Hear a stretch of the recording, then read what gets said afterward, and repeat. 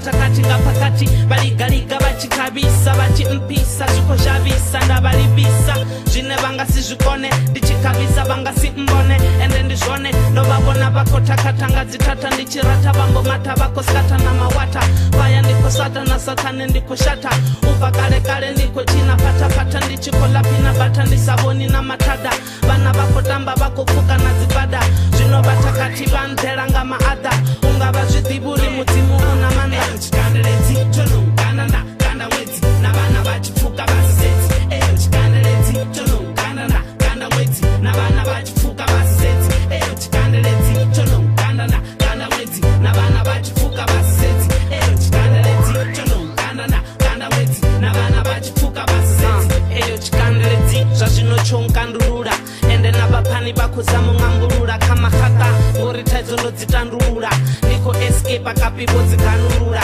zvino ni free ende atina matada I do what's right vatukia varata atishurure maropa ngori ndiyatata ndiko kunda vatakati vakozama nonkata ndiko kandela panda riko beba riko anda mudzimu hapinga chanda ndingazvo riko panda rikodha michero ende futi yari anda ndingazvona muzikonera ita uchikanda kana varadedza vazamo ukandeledza noripandamedza mbya varisasamedza ridogonya tava ya ziyoni ridogonya ravhurera zvisiwana zvinokokokoya chikandeledzi chonougananda ganda mwedzi navana vachipfuka vasisedzi eyo chikandeledzi chonougananda ganda mwedzi navana vachipfuka vasisedzi eyo chikandeledzi chonougananda ganda mwedzi navana vachipfuka vasisedzi eyo chikandeledzi chonougananda ganda mwedzi navana vachipfuka vasisedzi hoya chikandeledzi chongandanda ganda mwedzi navana vachipfuka vasasedzi aha toita fedzi ndavasambiro sina kuninga mabambiri